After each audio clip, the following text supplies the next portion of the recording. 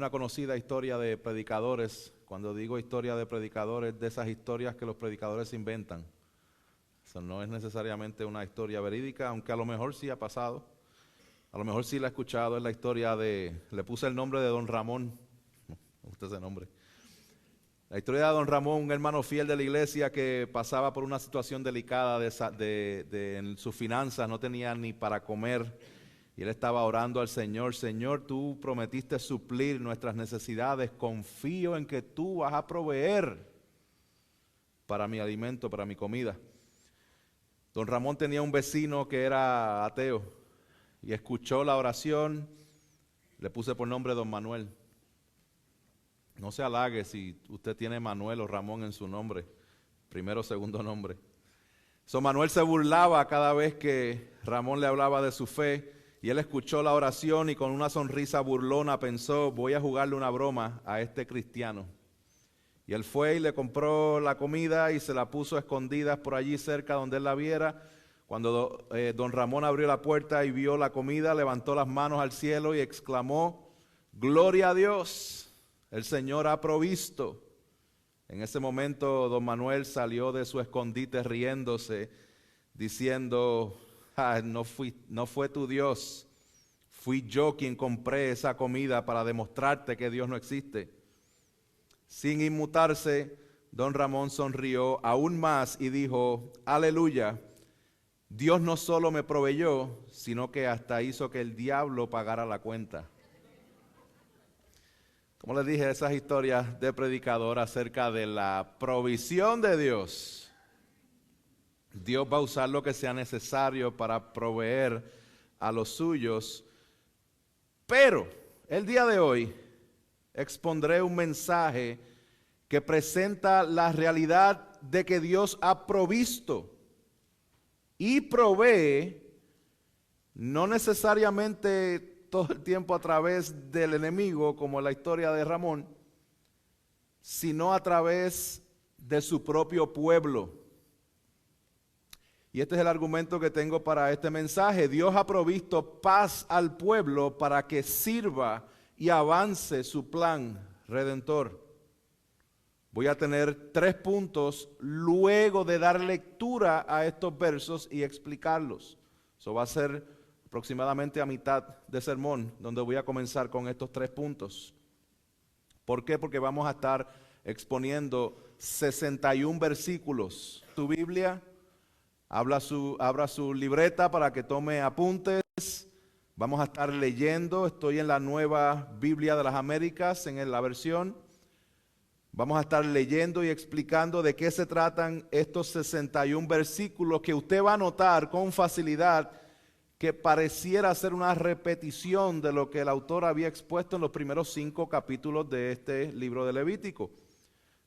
¿Qué ha sucedido hasta aquí? Bueno, Dios está en medio de su pueblo y quiere que el pueblo se acerque a su presencia. Para que eso sea posible, Dios está estableciendo un sistema de sacrificios para lidiar con la realidad del pueblo, su pecado, y con la realidad de Dios, su santidad. Luego de explicar en estos primeros 5 capítulos acerca de 5 tipos de ofrendas, ¿se acuerdan? Ofrenda del holocausto, ofrenda de cereal, ofrendas de paz, ofrendas de pecado, ofrendas de culpa. Ahora nos vamos a encontrar con mucha repetición acerca del proceso de estas ofrendas que ya fueron mencionadas, pero de manera específica, la audiencia en su mayoría ahora no va a ser el pueblo, sino que van a ser los sacerdotes. De esto, nosotros vamos a poder aprender algunos principios el día de hoy, reconociendo que todo este sistema de sacrificios apuntaba a un sacrificio perfecto. Pues todo este sistema sacrificial y las ofrendas de Levítico apuntaban a Cristo mismo. Cristo es la ofrenda del holocausto, pues Él se entregó completamente por nosotros. Cristo es la ofrenda de cereal, pues Él es el pan de vida perfecto y sin pecado que nos sustenta por siempre. Él es la ofrenda de paz, pues nos reconcilia con Dios para que seamos adoptados a su familia. Él es la ofrenda por el pecado, pues Él fue el que derramó su sangre para expiar nuestros pecados, y Él es la ofrenda por la culpa, pues Él fue el que pagó y saldó nuestra deuda. Entonces, vamos a navegar por estos versículos y luego aplicamos algunos principios. Primero, versos 6 al 13 del capítulo 6, vaya ahí. Levítico 6 del 8 al 13, y aquí vamos a ver respecto a la ley del holocausto, Versos 8 al 13 del capítulo 6 dice: entonces el Señor le dijo a Moisés: ordena a Aarón y a sus hijos y diles: esta es la ley del holocausto. El holocausto mismo permanecerá sobre el fuego, sobre el altar, toda la noche hasta la mañana, y el fuego del altar ha de mantenerse encendido en él. El sacerdote vestirá su túnica de lino y se pondrá calzoncillos de lino fino sobre su cuerpo. Tomará las cenizas a que el fuego ha reducido el holocausto sobre el altar y las pondrá junto al altar. Después se quitará sus vestiduras, se pondrá otras vestiduras y llevará las cenizas fuera del campamento a un lugar limpio. El fuego del altar se mantendrá encendido sobre el altar, no se apagará, sino que el sacerdote quemará leña en él todas las mañanas y pondrá sobre él el holocausto y quemará sobre él la grasa de las ofrendas de paz. El fuego se mantendrá encendido continuamente en el altar, no se apagará. Repaso.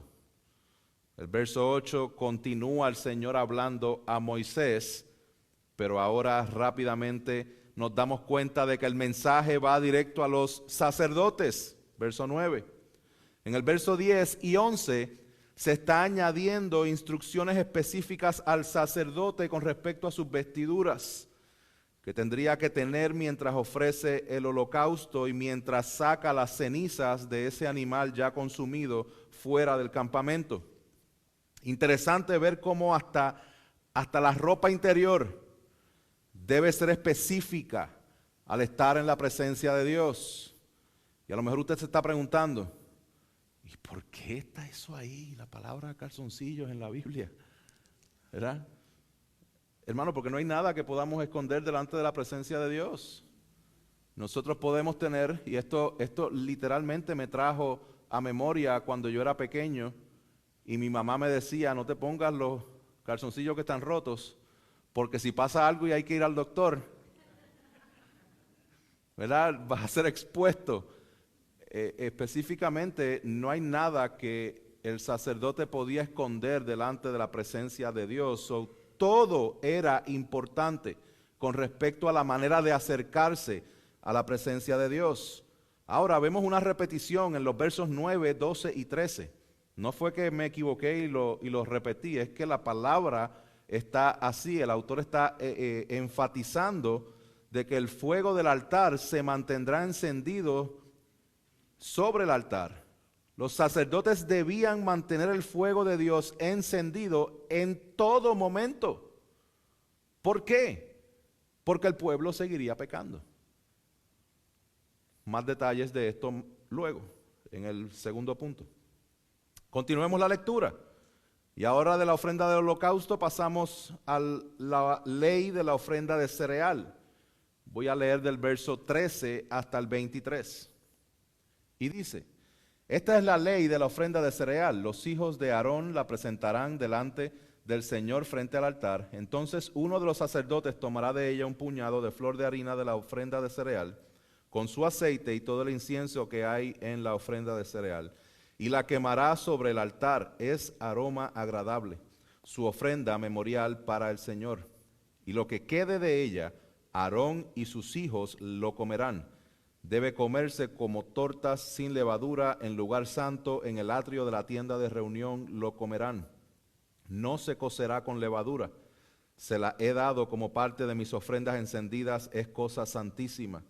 Lo mismo que la ofrenda por el pecado y la ofrenda por la culpa. Todo varón entre los hijos de Aarón puede comerla, es una ordenanza perpetua para todas las generaciones de ustedes tocante a las ofrendas encendidas para el Señor. Todo lo que las toque quedará consagrado. Y el Señor le dijo a Moisés: esta es la ofrenda que Aarón y tus hijos han de ofrecer al Señor el día de su unción, la 10ª parte de un efa, 2.2 litros, de flor de harina como ofrenda perpetua de cereal, la mitad por la mañana y la mitad por la tarde. Se preparará con aceite en una sartén y cuando se haya mezclado bien la traerás. Ofrecerás la ofrenda de cereal en pedazos cocidos al horno, como aroma agradable para el Señor. La ofrecerá el sacerdote que de entre los hijos de Aarón sea ungido en su lugar. Por ordenanza perpetua será totalmente quemada para el Señor. Así que toda ofrenda de cereal del sacerdote será totalmente quemada, no se comerá. ¿Qué estamos viendo aquí? Estamos viendo instrucciones a los sacerdotes con respecto a la ofrenda de cereal. Es una ofrenda de agradecimiento a Dios por su provisión. Recuerdan, o el pueblo recordaba, la provisión de Dios, y esta ofrenda era un aroma agradable al Señor. Los versos 16 y 17 de manera específica resalta el hecho de que parte de la ofrenda sería dirigida a los sacerdotes, y esto sería cosa santísima. Aquí vemos la provisión. Esta ofrenda tiene que ver con la provisión de Dios para el pueblo, y también tiene que ver con la provisión de Dios para los sacerdotes. Vean cómo Dios está proveyendo a los sacerdotes por medio de la provisión que Dios había dado a su pueblo. Todo lo que toquen quedaría consagrado. Todo el que entra en contacto con esta ofrenda debe estar consagrado. ¿Por qué? Porque de lo contrario, como veremos más adelante, las consecuencias pueden ser nefastas. De los versos 19 al 23 se explica el proceso de la unción de los sacerdotes con respecto a esta ofrenda. Resalta el hecho de que los sacerdotes también eran pecadores. Debían ofrecer ofrendas por ellos mismos. ¿Entendieron hasta ahí? Ok. Levanta las manos, quiero que se estire, quiero que no se me duerma, quiero que esté pendiente. Tome nota, échese agua en los ojos. Mientras seguimos. Ahora vamos del verso 24 al 30, y esto es con respecto a la ley de la ofrenda por el pecado. Ley de la ofrenda por el pecado. Créanme, todo esto va a hacer sentido al final. Verso 24, entonces el Señor habló a Moisés: di a Aarón y a sus hijos, esta es la ley de la ofrenda por el pecado. La ofrenda por el pecado será ofrecida delante del Señor en el mismo lugar donde el holocausto es ofrecido. Es cosa santísima. El sacerdote que la ofrezca por el pecado la comerá. Se comerá en un lugar santo, en el atrio de la tienda de reunión. Todo lo que toque su carne quedará consagrado, y si la sangre salpica sobre una vestidura, lavarás en un lugar santo lo que fue salpicado, y la vasija de barro en la cual fue hervida será quebrada. Y si se hirvió en una vasija de bronce, se restregará y se lavará con agua. Todo varón de entre los sacerdotes puede comer de ella, es cosa santísima, pero no se comerá de ninguna ofrenda por el pecado cuya sangre se ha traído a la tienda de reunión para hacer expiación en el lugar santo, al fuego será quemada. ¿Qué estamos viendo aquí? Versos 24 y 25. En el mismo lugar donde se ofrecía la ofrenda del holocausto, ahí también se hacía la de esta del pecado. Se destaca que era cosa santísima, y el sacerdote también iba a estar comiendo una parte de esta ofrenda. Lo vemos en los versos 26 al 29. Ahora, si la sangre manchaba la vestidura, esa vestidura debía ser lavada allí mismo en el tabernáculo, porque era el lugar santo. Esto resalta la pureza del Señor. Y la vasija que se utilizaba, si era vasija de barro, una vez era utilizada, era quebrada luego de ser utilizada. Si era de bronce, tenía que ser limpiada. Luego en el verso 30, todo lo ofrecido para perdón de pecados, es decir, expiación, esto sí que no podía ser comido. Esto debía ser quemado en el fuego. Seguimos. Capítulo 7 del 1 al 10, con respecto a la ley de la ofrenda por la culpa. Dice el verso 1, esta es la ley de la ofrenda por la culpa, es cosa santísima. En el lugar donde degüellen el holocausto han de degollar la ofrenda por la culpa, y el sacerdote rociará su sangre sobre el altar por todos lados. Luego ofrecerá de ella toda la grasa, la cola gorda, la grasa que cubre las entrañas, los 2 riñones con la grasa que hay sobre ellos y sobre los lomos, y quitará el lóbulo del hígado con los riñones. Y el sacerdote los quemará sobre el altar como ofrenda encendida para el Señor. Es una ofrenda por la culpa. Todo varón de entre los sacerdotes puede comer de ella. Se comerá en un lugar santo, es cosa santísima. La ofrenda por la culpa es como la ofrenda por el pecado. Hay una misma ley para ambas. Le pertenecerá al sacerdote que hace expiación con ella. También el sacerdote que presente el holocausto de alguien, la piel del holocausto que haya presentado será para él. De la misma manera, toda ofrenda de cereal que sea cocida al horno y todo lo que sea preparado en cazuela o en sartén, pertenecerá al sacerdote que la presente. Y toda ofrenda de cereal mezclada con aceite o seca, pertenecerá a todos los hijos de Aarón, a todos por igual. Pausa. Vemos mucha repetición, ¿no? Se está repitiendo muchas de las cosas que ya han sido establecidas con respecto a estas ofrendas. El pecado conlleva culpabilidad y Dios también ha provisto una ofrenda para lidiar con la culpa del pecado de su pueblo. Ahora, en los versos 6 al 10, la repetición gira alrededor de lo que le pertenecía a los sacerdotes, porque ellos están recibiendo algo a cambio de todas estas ofrendas.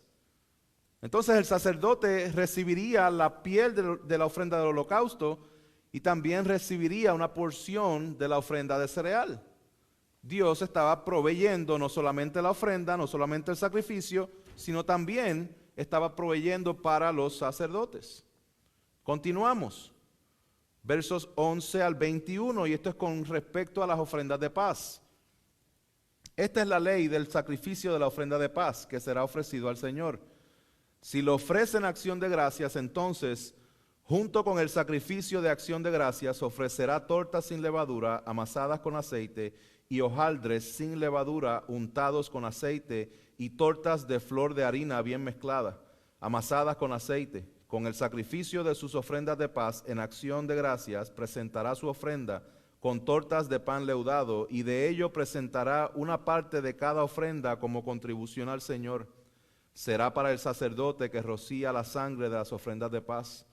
En cuanto a la carne del sacrificio de sus ofrendas de paz en acción de gracias, se comerá el día que la ofrezca. No dejará nada hasta la mañana siguiente, pero si el sacrificio de su ofrenda es por un voto o una ofrenda voluntaria, se comerá en el día que ofrezca el sacrificio. Y al día siguiente se podrá comer lo que quede, pero lo que quede de la carne del sacrificio será quemado en el fuego al tercer día. De manera que si se come de la carne del sacrificio de sus ofrendas de paz en el tercer día, el que la ofrezca no será acepto, ni se le tendrá en cuenta. Será cosa ofensiva, y la persona que coma de ella llevará su propia iniquidad. La carne que toque cualquier cosa inmunda no se comerá, se quemará en el fuego. En cuanto a otra carne, cualquiera que esté limpio puede comer de ella, pero la persona que coma la carne del sacrificio de las ofrendas de paz que pertenecen al Señor estando inmunda, esa persona será exterminada de entre su pueblo. Y cuando alguien toque alguna cosa inmunda, ya sea inmundicia humana o animal inmundo o cualquier cosa abominable e inmunda, y coma de la carne del sacrificio de la ofrenda de paz que pertenece al Señor, esa persona será exterminada de entre su pueblo. Ya la cosa se está poniendo color de hormiga brava. Estas son instrucciones específicas de cómo manejar la ofrenda de paz. El proceso es riguroso y debe ser llevado con precisión. De lo contrario, verso 18 dice que el que la ofrezca no va a ser acepto, ni se le tendrá en cuenta. Verso 20 y 21 repite el hecho de que la persona será exterminada de entre su pueblo. En los siguientes versos se enfatiza la misma idea de la rigurosidad y precisión con que se deben llevar a cabo estos sacrificios, estas ofrendas y este proceso. Pero ahora las instrucciones giran un poco de los sacerdotes otra vez hacia el pueblo.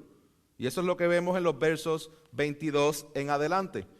Y esto es con respecto también a las ofrendas de paz, pero ahora dirigiéndose al pueblo. Verso 22 dice: después el Señor habló a Moisés: diles a los israelitas, no comerán ninguna grasa de buey, ni de cordero, ni de cabra. La grasa de un animal muerto y la grasa de un animal despedazado por las fieras podrá servir para cualquier uso, pero ciertamente no deben comerlo, porque cualquiera que coma la grasa del animal del cual se ofrece una ofrenda encendida al Señor, la persona que coma será exterminada de entre su pueblo. Y ustedes no comerán sangre ni de ave ni de animal en ningún lugar que habiten. Toda persona que coma cualquier clase de sangre, esa persona será exterminada entre su pueblo.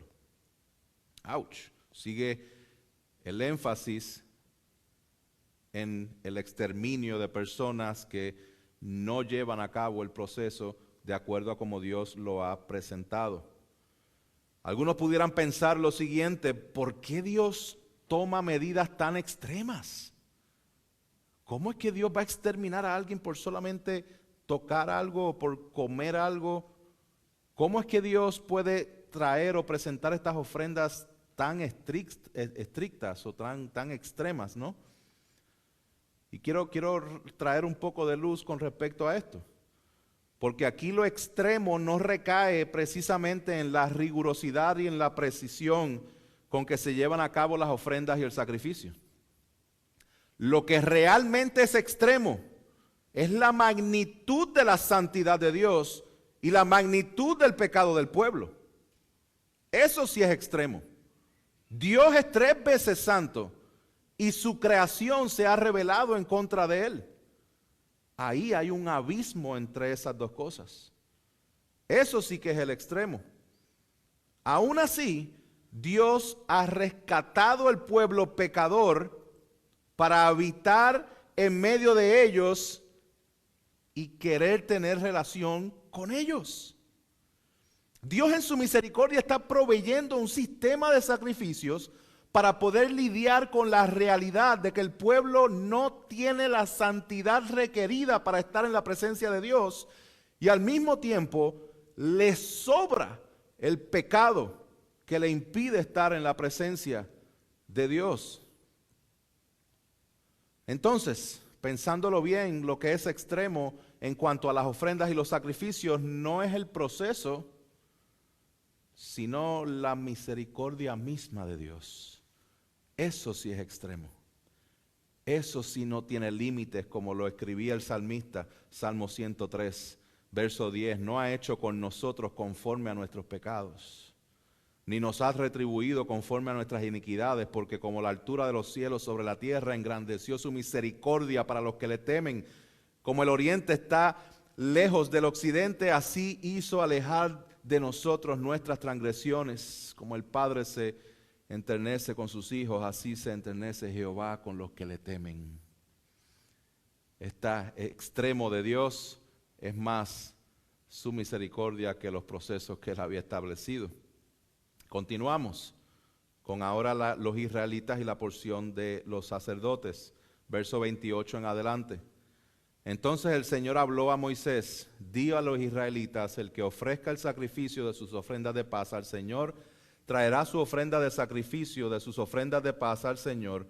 Sus propias manos traerán ofrendas encendidas al Señor. Traerá la grasa con el pecho, para que el pecho sea presentado como ofrenda mecida delante del Señor. El sacerdote quemará el sebo sobre el altar, pero el pecho pertenecerá a Aarón y a sus hijos. Y ustedes darán al sacerdote la pierna derecha como contribución de los sacrificios de sus ofrendas de paz. Aquel que de entre los hijos de Aarón ofrezca la sangre de las ofrendas de paz y la grasa, recibirá la pierna derecha como su porción. Pues yo he tomado de los israelitas, de los sacrificios de sus ofrendas de paz, el pecho de la ofrenda mecida y la pierna de la contribución, y los he dado al sacerdote Aarón y a sus hijos como su porción para siempre de parte de los israelitas. Esta es la porción consagrada a Aarón y la porción consagrada a sus hijos de las ofrendas encendidas para el Señor, desde el día en que Moisés los presentó para ministrar como sacerdotes al Señor. El Señor había ordenado que se les diera esa porción de parte de los israelitas el día en que Él los ungió. Es la porción de ellos para siempre, por todas sus generaciones. Aquí vimos cómo continúan las instrucciones al pueblo sobre las ofrendas de paz, resaltando la provisión de Dios por medio del pueblo para los sacerdotes. Y por último, los versos que leímos al principio, que básicamente traen un resumen de lo que Dios ha ordenado por medio de Moisés, un sistema de sacrificios para el pueblo a través de los sacerdotes. Leemos otra vez versos 37 y 38. Esta es la ley del holocausto, de la ofrenda de cereal, de la ofrenda por el pecado, de la ofrenda por la culpa, de la ofrenda por la consagración y del sacrificio de las ofrendas de paz. El Señor la ordenó a Moisés en el monte Sinaí, el día en que Él mandó a los israelitas que presentaran sus ofrendas al Señor en el desierto de Sinaí. Obviamente vemos que hay un resumen. Nosotros llevamos estudiando el libro de Levítico hasta ahora por espacio de un mes, un poquito más si acaso, pero basado en lo que acabamos de leer en el verso 38, parece ser que Dios le comunicó todo lo que hemos compartido a Moisés en un día. En un día. Entonces, debemos hacernos la pregunta, porque yo sé que a lo mejor se nos hace difícil en nuestro tiempo ir por 61 versículos y a lo mejor usted se está preguntando, pastor, pero ¿por qué no lo resumió desde el principio sin tener que leer todo eso? Y le voy a contestar el por qué, porque nosotros predicamos la palabra de Dios y estamos leyendo la palabra de Dios. Y si vamos a predicar la palabra de Dios, hay que leer la palabra de Dios.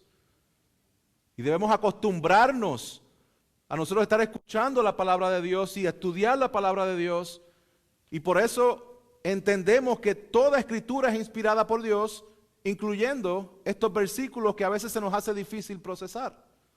Por eso los estamos leyendo. Queremos ser bien intencionales en leerlo porque es palabra inspirada de Dios. Ahora, hasta aquí hemos visto muchas instrucciones. Luego en el capítulo 8 vamos a ver la consagración de los sacerdotes. Y en el capítulo 9 es cuando se da la inauguración de este sistema. Usted no se va a querer perder esto. Gloria a Dios que está aquí ahora. Ahora, ¿qué cosas podemos aprender de estos 61 versículos? ¿Qué principios podemos aplicar a nuestras vidas? ¿Y cómo podemos conectar todo esto al Evangelio de Jesucristo? Qué bueno que llegamos hasta este punto despiertos. Bueno, algunos. Punto número 1. Dios ha provisto el sacrificio para que no seas exterminado. ¿Se acuerdan cómo se repetía una y otra vez? En los versos 18 y 26 del capítulo 6 nos habla de que hay una consagración por medio de las ofrendas provistas por Dios.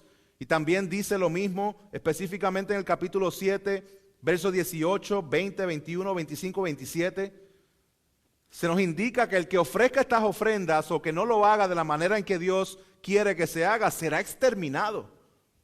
Las medidas son extremas. Y por eso dediqué un poquito de tiempo para dejarles saber que no es que las medidas son extremas, es que su santidad es extrema. Es que nuestro pecado es extremo. Somos enemigos de Dios por causa de nuestro pecado, pero Dios en su misericordia ha provisto un sacrificio para que aún siendo pecadores podamos ser perdonados y podamos acercarnos a Él. Estos sacrificios todos apuntan al Señor Jesucristo. Todos. Y esto es lo que quiero hacer ahora. Quiero que veamos cómo Cristo es el cumplimiento de estas ofrendas. Quiero que veamos la tipología que vemos aquí en Levítico de los primeros 7 capítulos de estas 5 ofrendas específicamente con el Señor Jesús. Porque número uno, Cristo es la ofrenda del holocausto, pues Él se entregó completamente por nosotros. Este sacrificio debía ser consumido por completo y no podía tener defectos, y el sacerdote era el que hacía expiación. ¿Y cómo se cumple esto? Bueno, Cristo se entregó a sí mismo por completo hasta la muerte y muerte de cruz. Filipenses 2:8. Él es el Cordero sin tacha y sin mancha. Primera de Pedro 1:19. Y Él es el que se dio por nosotros como ofrenda y sacrificio a Dios como fragante aroma. Efesios 5:2. La ofrenda número 2, la ofrenda de cereal. Cristo es la ofrenda del cereal, pues Él es el pan de vida perfecto y sin pecado nos sustenta para siempre. Esta ofrenda representaba la provisión de Dios, el sustento físico del pueblo, sin levadura, y era aroma agradable a Dios. Bueno, Cristo es nuestro sustento, porque Él dijo en Juan 6:51, yo soy el pan vivo que descendió del cielo. Si alguien come de este pan, vivirá para siempre. Y el pan que yo también daré por la vida del mundo es mi carne. Cristo es ese sacrificio que fue tentado en todo, pero sin pecado. Y Cristo es aquel en quien el Padre se complace. Mateo 3:17. Cristo es la ofrenda de cereal, Cristo es la ofrenda de paz, pues nos reconcilia con Dios para que seamos adoptados a su familia. Este sacrificio de las ofrendas de paz era un sacrificio voluntario para poder tener comunión con Dios y tener una cena.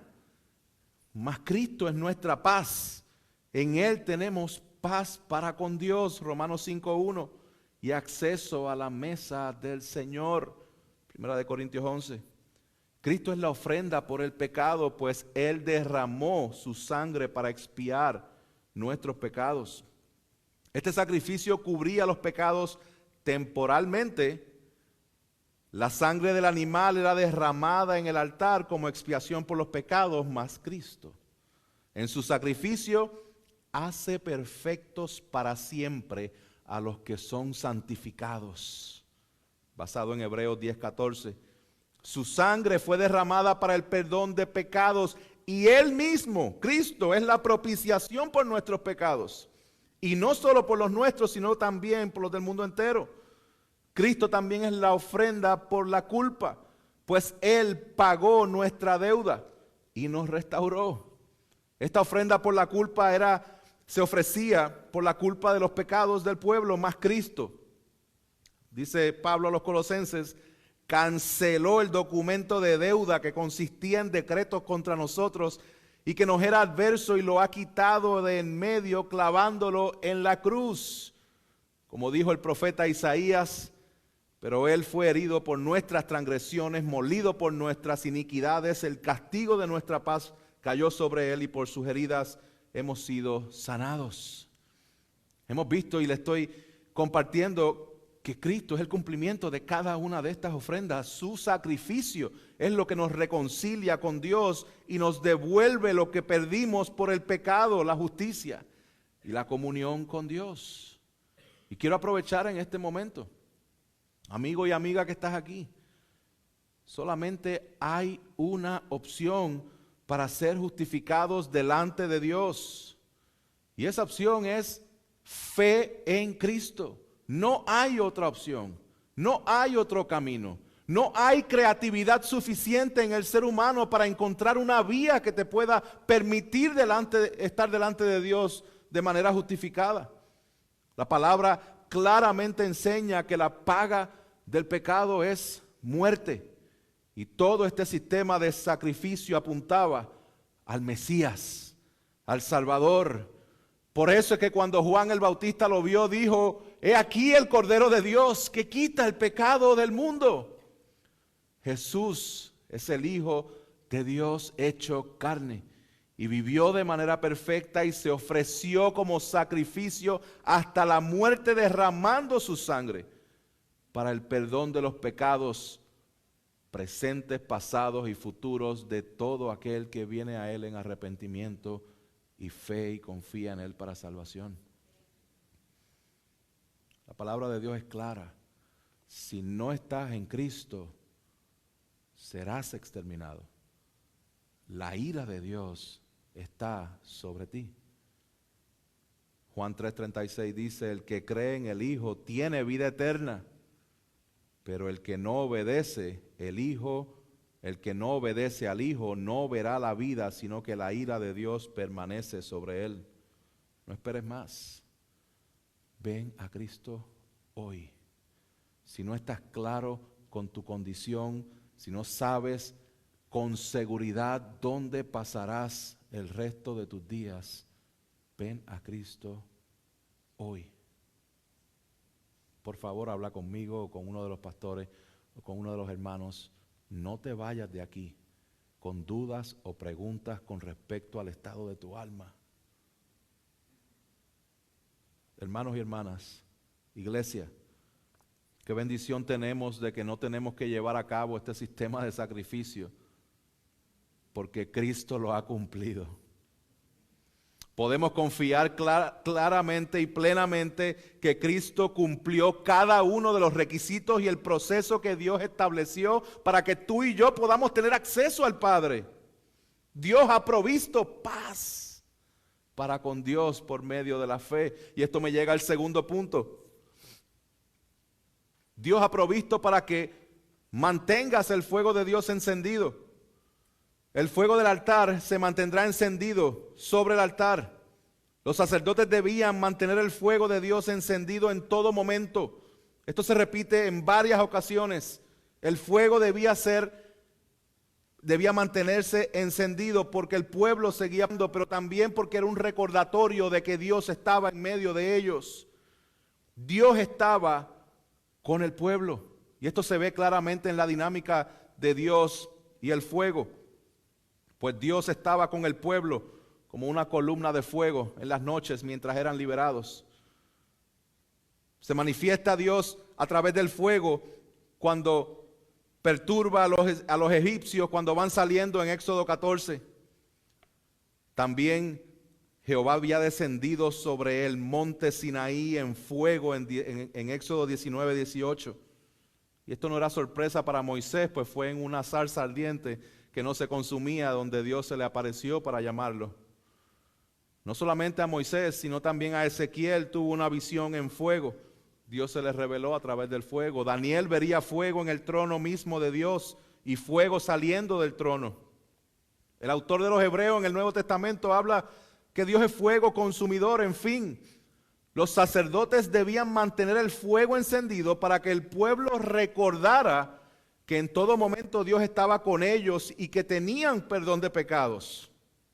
Hermanos, dependemos totalmente del Señor. Más adelante en el capítulo 9, nosotros nos vamos a dar cuenta de que Dios mismo es el que origina el fuego que se va a estar utilizando en el tabernáculo para quemar las ofrendas. Se lo leo rápidamente, verso 24. Y de la presencia de Jehová salió fuego y consumió el holocausto y la grosura que estaba sobre el altar. Al ver todo esto, el pueblo gritó con gozo y se postraron sobre sus rostros. De igual manera, de la presencia de Jehová fue enviado su Hijo Jesucristo para salvar a los suyos. Mantener tu vida al fuego de Dios, mantener el fuego de Dios encendido en tu vida, no significa que dependes de tus obras para salvación. Dios mismo es el autor de la salvación. Dios es el que origina el fuego. Dios es el que origina la salvación en cada uno de nosotros. Su Hijo la lleva a cabo y su Espíritu es el que la mantiene. Entonces, ¿a qué me estoy refiriendo con decir que debes mantener el fuego de Dios en tu vida encendido? Bueno, me estoy refiriendo a lo mismo que el apóstol Pablo se refirió en la carta a los Filipenses capítulo 2, donde él dice que debemos tener el mismo sentir que Cristo Jesús. Y habla de que Él está reinando, por lo cual Él está recibiendo toda adoración, teniendo todo dominio, y a consecuencia de su obra, es que Él dice, así que amados míos, tal como siempre han obedecido, no solo en mi presencia, sino ahora mucho más en mi ausencia, ocúpense en su salvación con temor y temblor. Debido a que Él reina, nuestra respuesta debe ser ocuparnos de la salvación que Él ha obtenido para nosotros. ¿Y cómo puedo ocuparme de la salvación? ¿O cómo puedo mantener ese fuego de la salvación encendido? Hermanos, medios ordinarios de gracia, lectura de la palabra, estudio de la palabra, meditación de la palabra, oración, evangelismo, congregarnos. Y quiero utilizar este punto para exhortar a la congregación. Hermanos y hermanas, permítame exhortarte en este punto con respecto a congregarnos. Congregarnos regular y consistentemente no es una buena idea, es un mandato de Dios. Y por ende, si no lo hacemos, estamos desobedeciendo y estamos pecando. No es solamente que llenes un espacio aquí el día domingo, sino que este es el diseño de Dios para el crecimiento de su reino a través de ti y la iglesia. Toda rama desconectada del tronco se seca. Toda parte del cuerpo desconectado del mismo no tiene función. Y algunos de ustedes, me temo, que están funcionando dentro del cuerpo como con una arritmia cardíaca. ¿A qué me estoy refiriendo con eso? Una arritmia cardíaca es un trastorno del ritmo del corazón en el que los latidos pueden ser demasiado rápidos, demasiado lentos o irregulares. ¿Qué tan peligroso es esto? Bueno, depende del tipo y la causa. Cuando es leve, algunas arritmias son inofensivas y pueden no requerir tratamiento.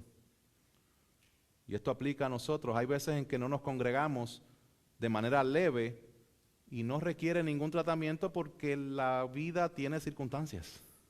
¿Les ha pasado? Nos pasa. La vida tiene circunstancias donde a veces no podemos ir al servicio. Y está bien, no hay problema. A lo mejor no hay ninguna medida que tomar, es leve. Pero cuando es moderado, puede causar mareos, fatiga, desmayos o palpitaciones. Aquí es cuando ya las circunstancias que nos impiden congregarnos son más recurrentes. Mis ausencias en la congregación se convierten en rutinarias. Es por eso que tu vida espiritual se siente débil y pudieras estar sufriendo mareo, fatiga y desmayos espirituales.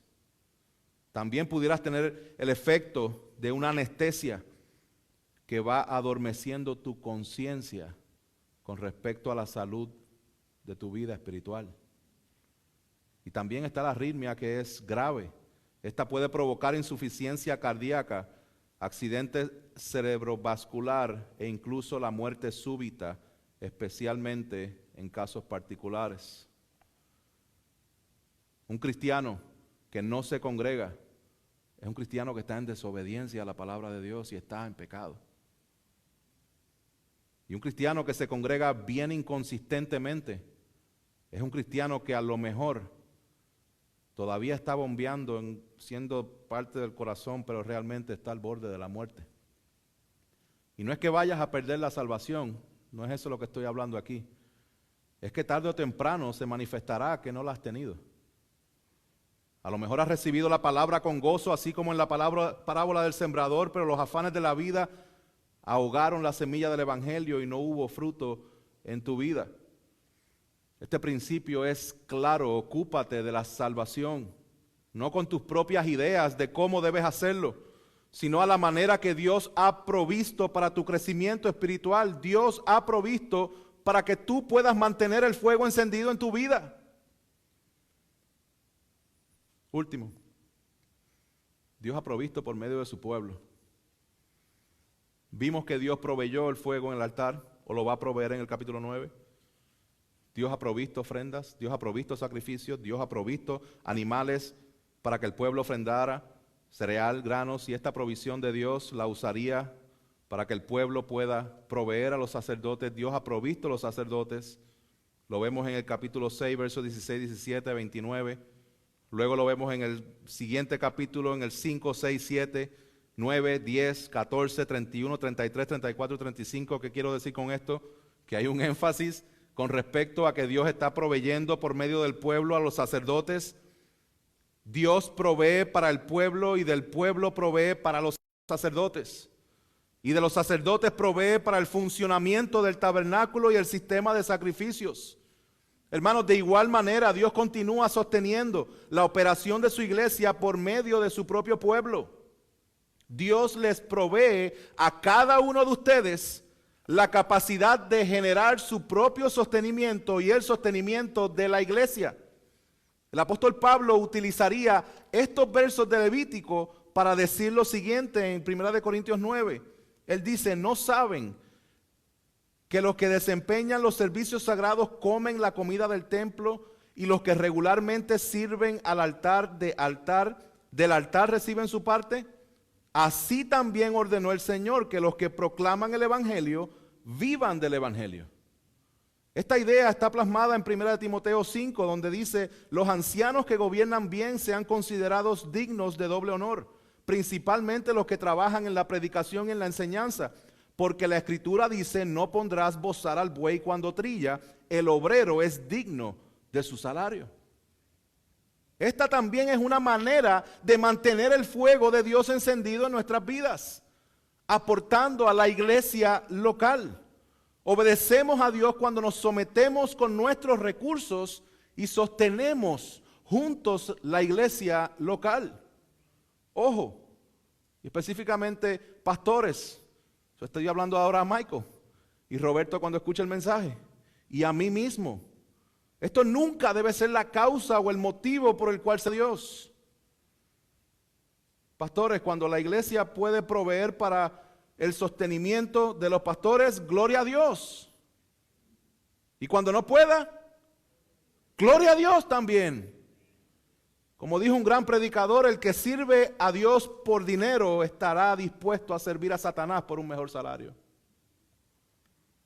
Pero una cosa más, no es solo dinero lo que tenemos que aportar para el sostenimiento de la iglesia. Me explico.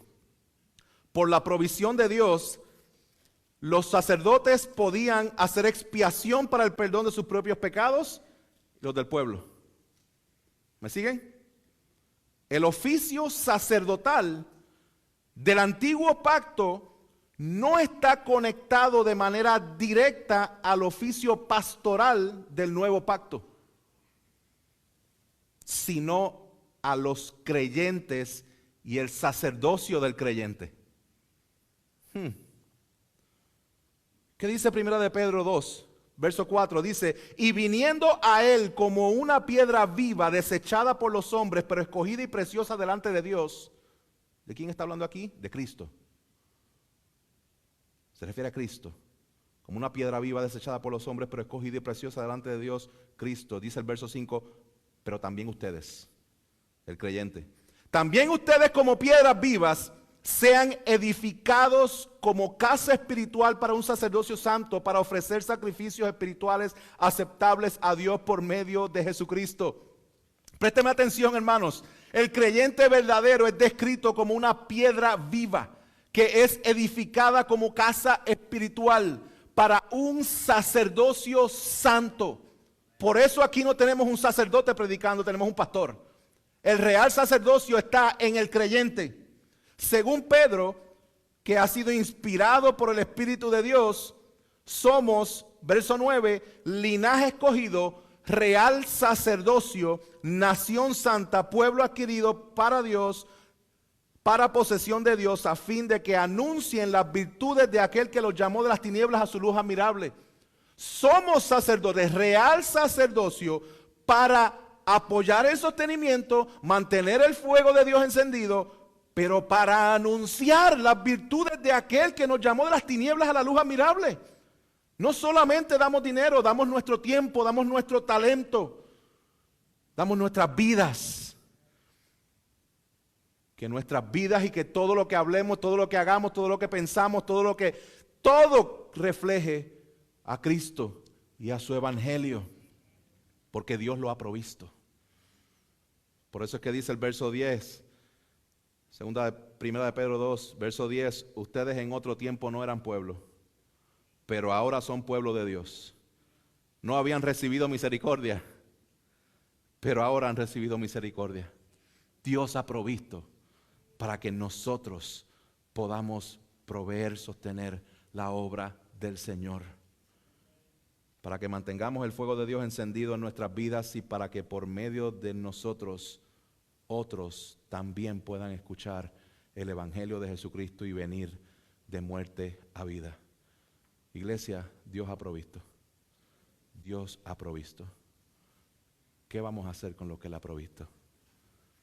Que el Espíritu Santo nos mueva durante esta semana, nos inquiete, traiga convicción de pecado y nos mueva a ser fieles a su palabra. Pongámonos de pie.